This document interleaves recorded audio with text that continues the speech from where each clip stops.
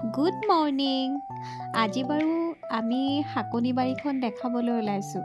চাওকচোন আমাৰ এয়া আগফালে থকা বস্তিত দেউতাই নিজ হাতেৰে কি লগাইছে। এইফালে আছে মূলা শাক, পালেং শাক, ধনিয়া অলপ দিছে আৰু সেইফালে আলু ৰুইছে।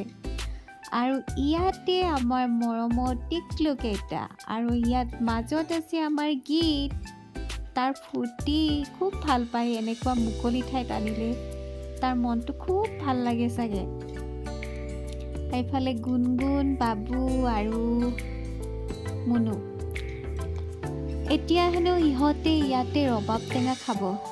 এই দিনবোৰ সঁচাকৈয়ে খুব প্ৰিয়, নহয়নে বাৰু? ৰবাব টেঙা খোৱা দিনবোৰ আৰু এনেকৈ হাত তুলি লগে ভাগে খুব ভাল লাগে, হয়নে?